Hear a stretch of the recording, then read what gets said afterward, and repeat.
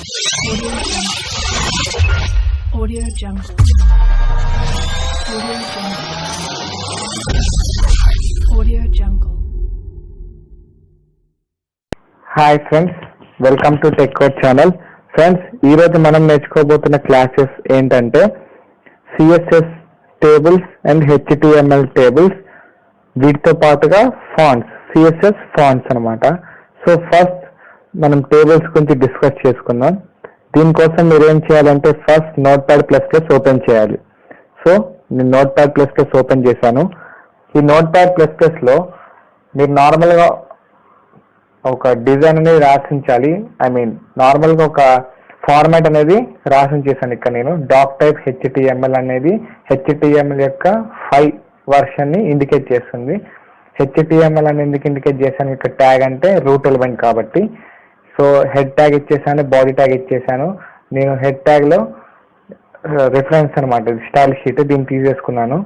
Next ఇప్పుడు body ట్యాగ్లో ఏది రాస్తే మనం అవుట్పుట్లో అది డిస్ప్లే అవుతుంది. సో ఇక్కడ నేను ఏం రాస్తున్నా అంటే బాడీ ట్యాగ్లో మనం డిస్కస్ చేసే టేబుల్ గురించి కాబట్టి ఫస్ట్ హెచ్టిఎంఎల్ టేబుల్ రాద్దాం. ఇది హెచ్టిఎంఎల్ డాక్యుమెంట్ కాబట్టి ఇందులో హెచ్టిఎంఎల్ టేబుల్ రాద్దాం. సిఎస్ఎస్లో ఏంటంటే మనం రాసిన హెచ్టిఎంఎల్ టేబుల్కి మనం ఎక్స్ట్రాగా ఇంకా యాడ్ చేస్తాం అనమాట ఇన్ఫర్మేషన్, స్టైల్స్ అనేవి. సో ఫస్ట్ మీరు టేబుల్ ట్యాగ్ ఇవ్వండి, టేబుల్. సో ఇక్కడ ఏం చేస్తున్నా అంటే నేను దీనికి ఇక్కడే కొంచెం స్టైల్ ఇచ్చేస్తున్నాను. 80% విడ్త్ ఆర్ 85, మీ ఇష్టం. విడ్త్ అనేది మీ ఇష్టం అనమాట. సో టేబుల్ ట్యాగ్ ఇచ్చేసిన తర్వాత ఈ టేబుల్కి క్యాప్షన్ ఉంటుంది. సో క్యాప్షన్ అంటే ఆ టేబుల్ దేనికి సంబంధించిందో నేమ్ అనమాట. సో ఇక్కడ నేను స్టూడెంట్ డేటా అని రాస్తున్నా, స్టూడెంట్ డేటా.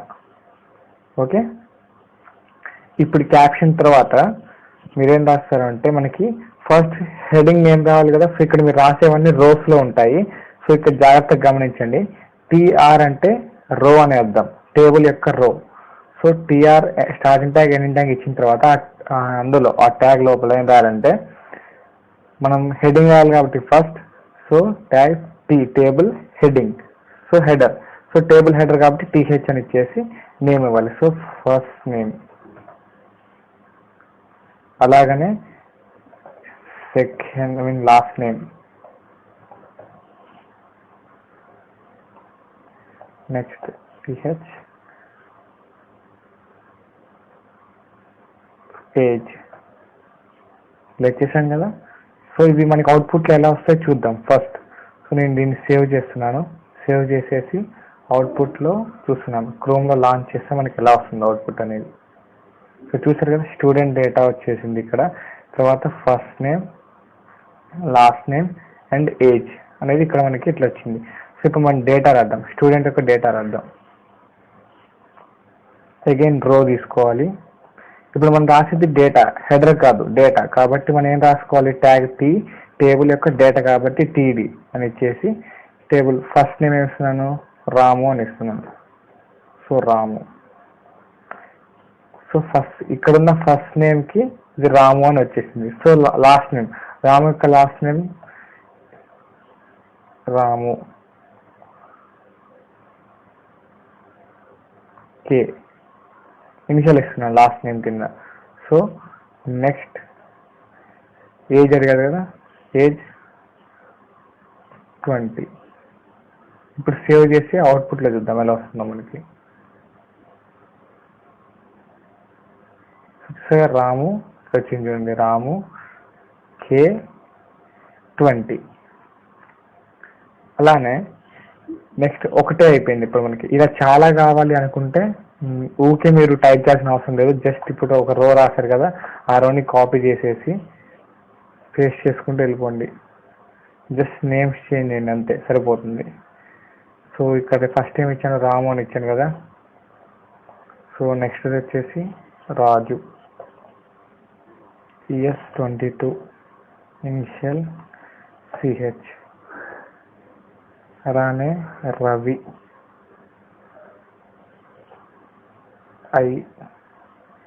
ES25.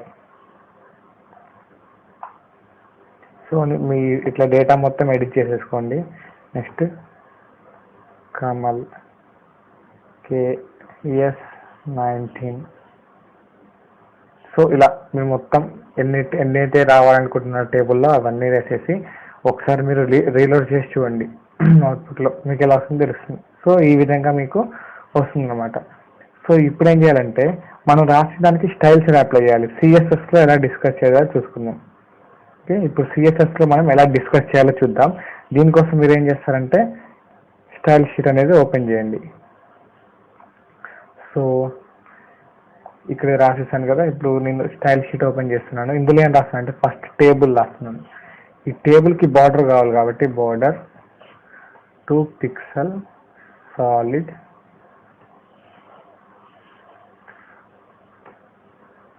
బ్లాక్ ఇచ్చేసి రీలోడ్ చేసి చూడండి.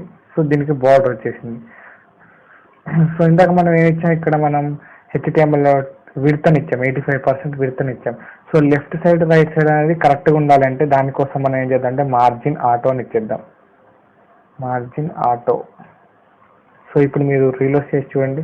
ఇది మీకు చూసారు కదా, మిడిల్లోకి వచ్చేసింది, ఎగ్జాక్ట్గా వచ్చేసింది. Left side right side margins అనేవి కరెక్ట్గా ఈక్వల్గా వచ్చేసాయి అనమాట.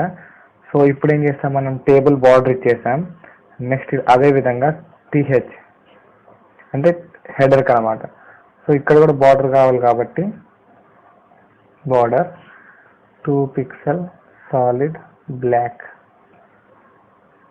సో హెడర్ పార్ట్ మొత్తానికి బార్డర్ అనేది వచ్చేసింది.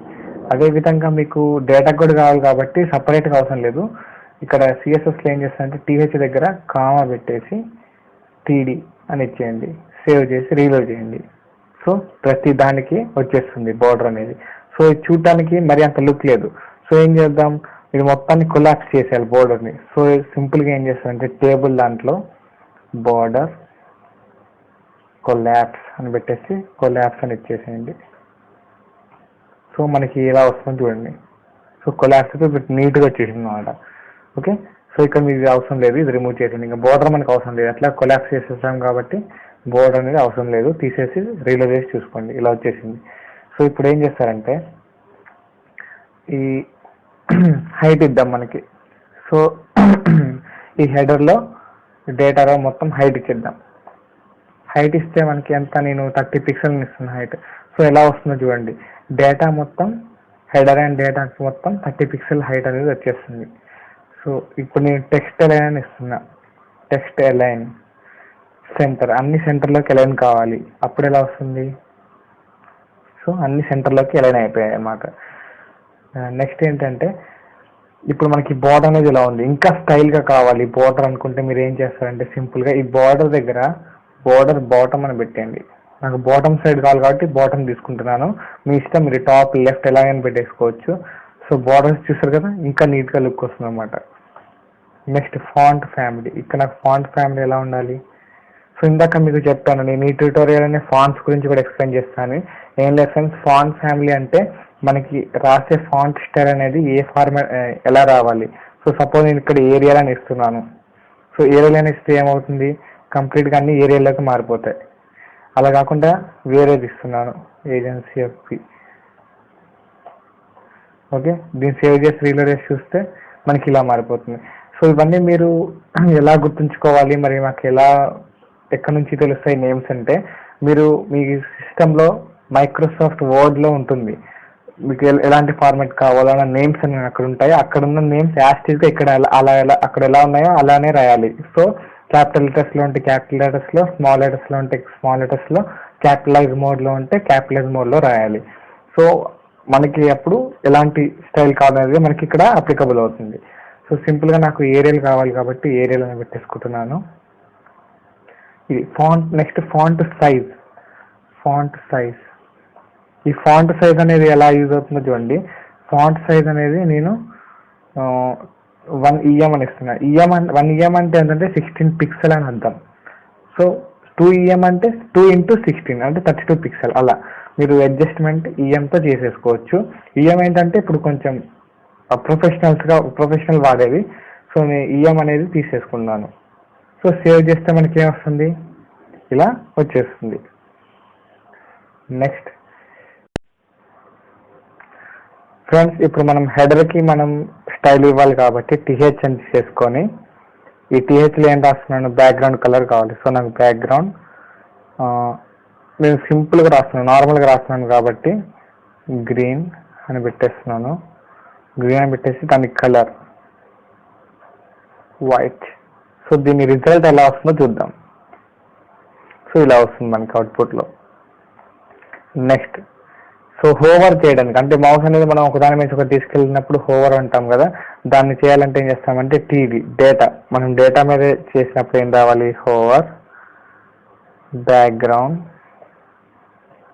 పింక్ రావాలనుకుంటున్నాను నేను. సో సింపుల్గా ఏం వస్తుంది, ఇక్కడ హోవర్ చేసినప్పుడు పింక్ వస్తుంది. సో ఇక్కడ ఏం పెట్టా, డేటా పెడితే ఏమొస్తుంది, ఓన్లీ ఫస్ట్ దానికి ఇండివిజువల్గా వస్తుంది అనమాట. ఇండివిజువల్గా ఒక్కో రోకి వస్తుంది డేటా మీద పెడితే. సో అలా కాకుండా నాకు రో మొత్తం కావాలంటే ఆ టీడీ ప్లేస్లో జస్ట్ టీఆర్ అని పెట్టేసేయండి. సో అప్పుడు ఆ రో మొత్తానికి అప్లికబుల్ అవుతుంది. నెక్స్ట్ ఇప్పుడు దీన్ని ఇంకా ఎఫిషియెంట్గా చేయాలంటే ఏం చేయాలంటే సింపుల్గా టీఆర్ రో అనేది nth చైల్డ్, ఇది సూడో క్లాస్. మీకు నేను నెక్స్ట్ క్లాస్లో ఎక్స్ప్లెయిన్ చేస్తాను ఈ సూడో క్లాసెస్ అంటే ఏంటి అనేది. So just listen, nth child even. So ఈవెన్గా ఉన్నవన్నిటికి ఎలా రావాలి అంటున్నామంటే బ్యాక్గ్రౌండ్లో మనకి బ్యాక్గ్రౌండ్ కలర్ వైలెట్. సో దీనికి అవుట్పుట్ ఎలా వస్తుంది, ఇలా వస్తుంది. సో వైలెట్ కలర్ అనేది వచ్చేస్తుంది ఈవెన్గా. నెక్స్ట్ ఇది ఒక మధ్యలో ఇలానే ఉంచుకోవాలంటే నో ప్రాబ్లం, లేదు ఇదే మార్చుకోవాలంటే ఇదే ప్లేస్లో నెక్స్ట్ కింద ఏం చేస్తారంటే టీఆర్ nth చైల్డ్ ఆడ్ అని పెట్టేసి దానికి ఏదో కలర్ ఇచ్చేసుకోండి, అది మీ ఇష్టం. ఓకే, ఇప్పుడు హోవర్ చేసినప్పుడు పింక్ కలర్ వస్తుంది, నార్మల్గా చూడడానికి ఇలా ఉంటుంది అనమాట. సో ఇక్కడ ఇంకోటి ఏం చేయాలంటే మనం క్యాప్షన్ ఇచ్చాం కదా స్టూడెంట్ డేటా అని, దాన్ని కూడా స్టైల్ అప్లై చేసుకోవచ్చు. సో ఏం చేయాలి దానికోసం అంటే క్యాప్షన్ అని పెట్టేసి font family agency FP, next font size 2.5 EM, font decoration